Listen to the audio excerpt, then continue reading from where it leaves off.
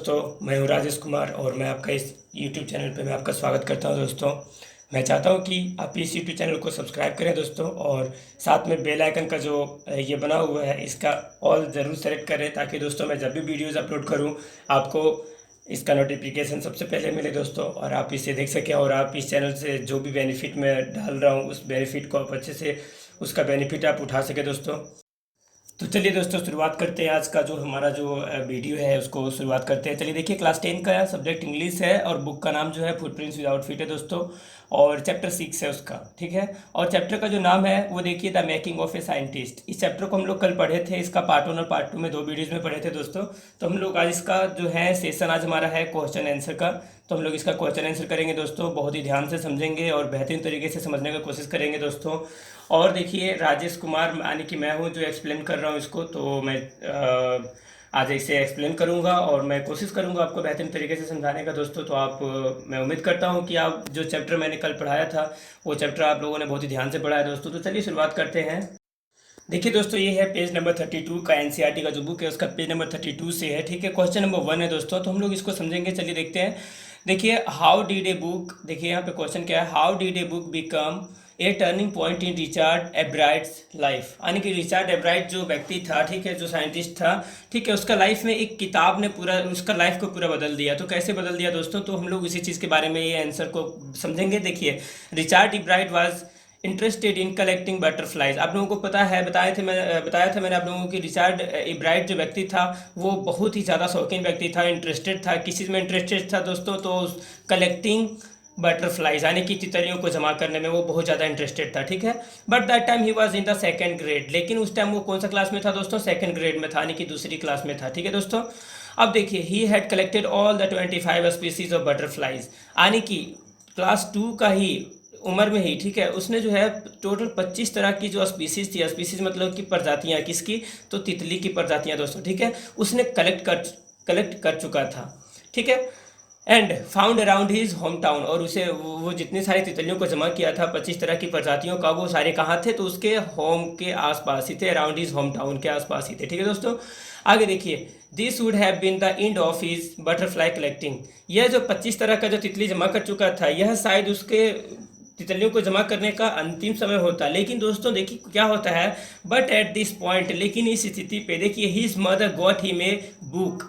इसी समय में 25 तरह के बुक उसने 25 तरह के उसने तितलियों को जमा किया था, लेकिन उसकी माँ ने उसी समय देखिए क्या दिया, उसे एक किताब दिया, बुक कॉल्ड, देखिए बुक का जो नाम है वो देखिए क्या है, एक बहुत ही खास बुक था, the travels of monarch x, है ना। ये तितली का एक टाइप था, मोनार्क एक्स, हम आप लोगों को बताए थे। इस किताब का नाम है the travels of monarch x, यानी कि मोनार्क एक्स जो तितलियां हैं उनकी यात्राएं। देखिए दोस्तों, इस किताब में बहुत ही खास ही जानकारी दिया हुआ था। देखिए क्या होता है इस किताब से, this book explained him about the migration of monarch butterflies to Central America. यानी कि यह जो किताब था, ठीक है, इस किताब में माइग्रेशन के बारे में दिया हुआ था। किसका माइग्रेशन, माइग्रेशन का मतलब स्थानांतरण, यानी कि स्थान में अंतर आना, यानी कि एक स्थान से दूसरे स्थान तक चले जाना।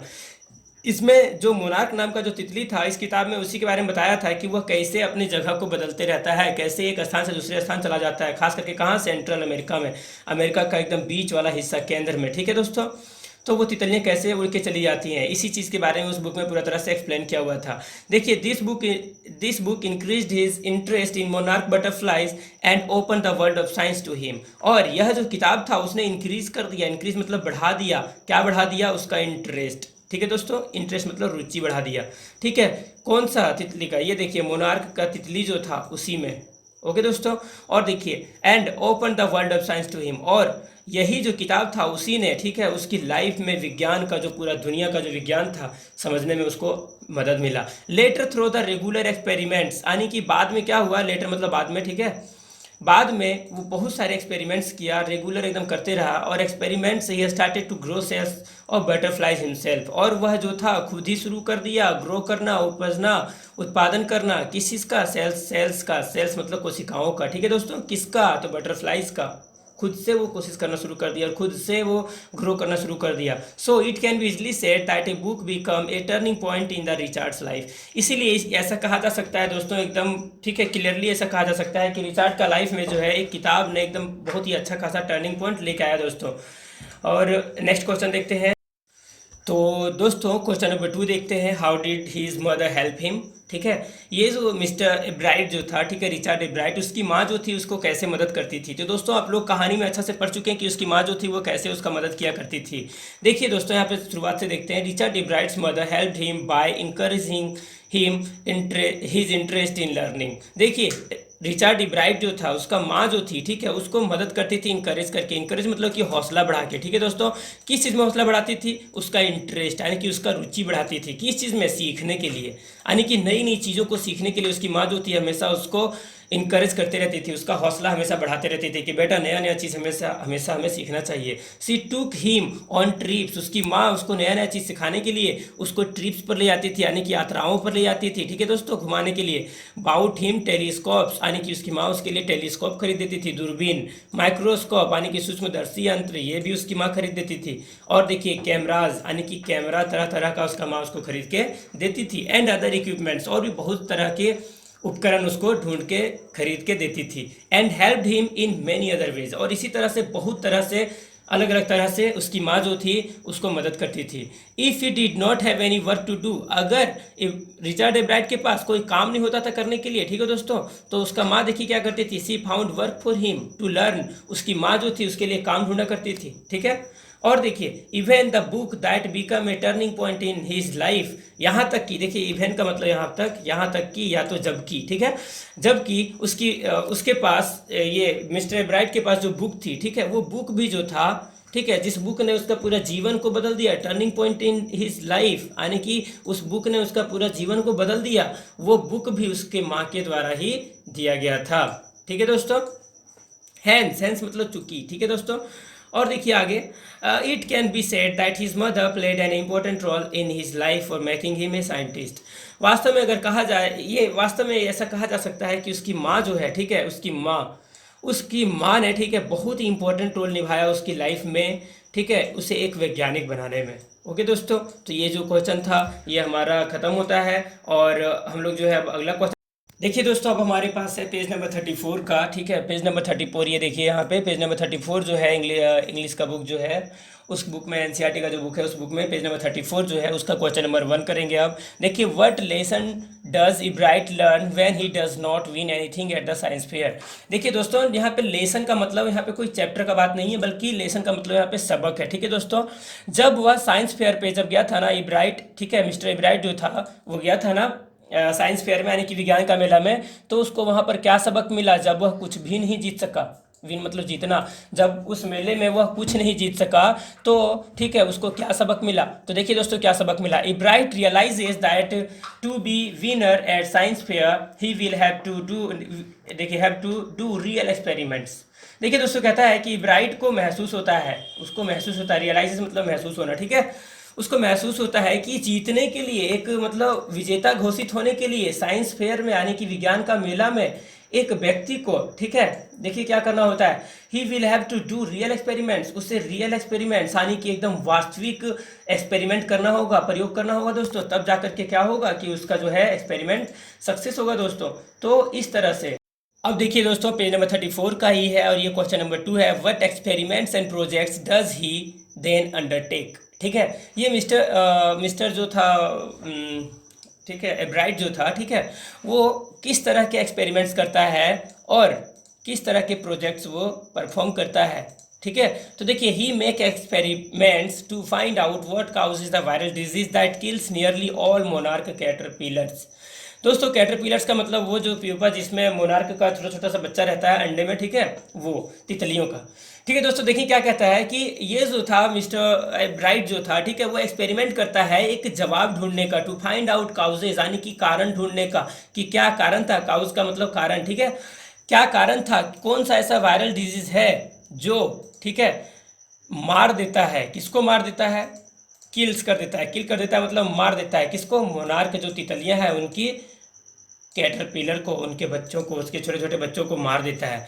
ही undertakes the project to test the theory that देखिए viceroy butterflies copy monarch to survive. और देखिए उसके पास एक प्रोजेक्ट था, जिस प्रोजेक्ट में देखिए वो कौन सा प्रोजेक्ट था कि वायसराय नाम का जो तितली था वो अपने जीवन को जीने के लिए, ठीक है, मोनार्क नाम का जो तितली था उस तितली का लाइफ स्टाइल को वो वायसराय नाम का तितली जो था फॉलो करता था। किस चीज़ के लिए? सर्वाइव करने के लिए, यानी कि जिंदा रहने के लिए। ठीक है दोस्तों, तो इस तरह से जो है हमारा काम होता है।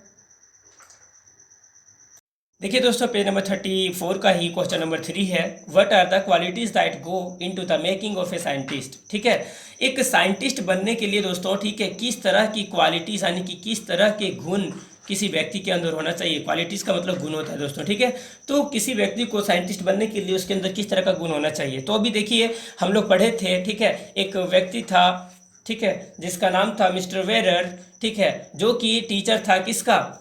मिस्टर एब्राइट का टीचर था, जो उसको बहुत ही बेहतरीन तरीके से उसको समझाता था, कैसे उसको आइडियाज़ देता था। तो दोस्तों उसी के द्वारा कहा गया ये शब्द है कि किस तरह की क्वालिटीज़ होना चाहिए किसी व्यक्ति के अंदर अगर वो साइंटिस्ट बनना चाहता है। देखिए, the author mentions 3 qualities that go into the making of a scientist, A first rated mind. देखिए दोस्तों क्या कहता है कि किसी भी व्यक्ति को अगर साइंटिस्ट बनना है, मेंशन करता है, यानी कि जो ऑथर है वो मेंशन करता है, जो लेखक है वो मेंशन करता है कि किसी भी व्यक्ति को अगर साइंटिस्ट बनना है तो उसके अंदर देखिए किस तरह का क्वालिटीज़ होना चाहिए, किस तरह का गुण होना चाहिए। पहला जो है वो है फर्स्ट रेट माइंड, यानी कि एकदम दिमाग का एकदम पूरा इस्तेमाल करना। ठीक है, एकदम तंदुरुस्त दिमाग, या तो फिर प्रचुर मात्रा में जितना दिमाग है उतना पूरा दिमाग को एकदम पूरा इस्तेमाल करना। ठीक है, क्यूरियोसिटी को बढ़ाना, यानी कि अपनी जिज्ञासा को बढ़ाना, किसी चीज़ को पाने के लिए, किसी चीज़ के बारे में खोज करने के लिए, उसके लिए एकदम जिज्ञासा अपना मन में होना चाहिए। And the will to win, देखिए यहाँ पे विल का मतलब गागेगी नहीं है, बल्कि यहाँ पे विल का मतलब इच्छा है दोस्तों। ठीक है, will to win for the right reasons, यानी कि और जो साइंटिस्ट बनना चाहता है उसके अंदर इच्छा होना चाहिए टू विन। किस चीज़ का इच्छा होना चाहिए? टू विन, यानी कि जीतने के लिए, लेकिन एक सही कारण के लिए जीतने के लिए। ठीक है दोस्तों, यानी कि 3 तरह की क्वालिटीज़ बताया। ठीक है, फर्स्ट रेट माइंड, यानी कि एकदम दिमाग का एकदम पूरा प्रचुर मात्रा में इस्तेमाल करना। दूसरा क्यूरियोसिटी, क्यूरियोसिटी का मतलब क्या बताया दोस्तों कि ये जिज्ञासा एकदम पूरा बढ़ा देना खुद का। And will to win for the right reasons, और इच्छा होना चाहिए जीतने के लिए, एकदम सही कारणों के लिए ही जीतने के लिए, मतलब कि एक सही चीज़ों का खोज करने का जिज्ञासा होना चाहिए, तभी कोई व्यक्ति जो है साइंटिस्ट बन सकता है। Richard Ebright was a very intelligent student. Richard Ebright जो व्यक्ति था वो बहुत ही इंटेलिजेंट स्टूडेंट था, यानी कि बहुत ही तेज विद्यार्थी था। ठीक है, he was also a champion debater, और वह एक चैंपियन डिबेटर भी था। डिबेटर का मतलब वाद विवाद करने वाला व्यक्ति। एक पब्लिक स्पीकर, और पूरे जनता के बीच में बोलने वाला व्यक्ति भी था। ठीक है, या तो प्रवक्ता टाइप का। एंड एन एक्सपर्ट फोटोग्राफर, और वो एक फोटोग्राफर भी थे, एकदम बहुत ही एक्सपर्ट, बढ़िया बढ़िया फोटो खींचते थे। हम बताए थे आप लोगों को कि वो प्रकृति का फोटो बहुत ज़्यादा खींचते थे। और देखिए, ही always gave the extra effort, और वो हमेशा एकदम जितना ज़्यादा हो सके उतना ज़्यादा कोशिश करते थे वो किसी चीज़ के बारे में एकदम पूरा डिटेल में जानकारी निकालने का। ही वॉज कम्पिटिटिव, यानी कि वह पूरा तरह से लड़ने वाले व्यक्ति थे, हर किसी से मार धाड़ नहीं, बल्कि वो अपने ज्ञान के बल पे दुनिया से लड़ने वाले व्यक्ति थे। ठीक है, but for the right regions, लेकिन वो लड़ते थे, लेकिन किस चीज़ के लिए? फॉर द राइट रीजन्स, यानी कि सही कारणों के लिए ही वो लड़ाई करते थे पूरी दुनिया से। ठीक है, और देखिए, these qualities are enough for making a scientist, और इस तरह की जो गुण है वो काफ़ी है, ठीक है, एक किसी व्यक्ति को वैज्ञानिक बनाने का। तो दोस्तों आज का जो वीडियो है हमारा यहीं पे ख़त्म होता है, और अगर आप इस आंसर्स को, ठीक है, इन आंसर्स को अगर आप डाउनलोड करना चाहते हैं तो PDF फॉर्म में आप इसको डाउनलोड कर सकते हैं। ठीक है, इसके वीडियो के जस्ट नीचे डिस्क्रिप्शन में इसका लिंक दिया हुआ है, आप इस लिंक पे क्लिक करके इसका आंसर का जो PDF फाइल है आप इसको डाउनलोड कर सकते हैं, और आप उसको बाद में भी इसको जब मन चाहे तो आप उतार सकते हैं दोस्तों, और इसको पढ़ सकते हैं। तो दोस्तों मैं चाहता हूं कि आप इस चैनल को अपने दोस्तों के साथ शेयर करें, ये वीडियो को भी शेयर करें, ताकि वो सारे दोस्त आपका क्या कर सकें कि एकदम बेहतरीन तरीके से इसका स्टडी कर सकें, सेल्फ स्टडी, और समझ सकें, क्योंकि बहुत ही बेहतरीन तरीके से मैंने एक्सप्लेनेशन दिया है। मैं उम्मीद करता हूं कि आपको ये वीडियो पसंद आएगी। मैं चाहता हूं कि इस वीडियो को आप लाइक करें और कमेंट भी ज़रूर करें दोस्तों, अगर किसी तरह का अगर फॉल्ट अगर आपको नज़र आता है तो इससे मेरा इस वीडियो को सुधारने का मौका मिलेगा मुझे। तो आज का वीडियो में बस इतना ही दोस्तों।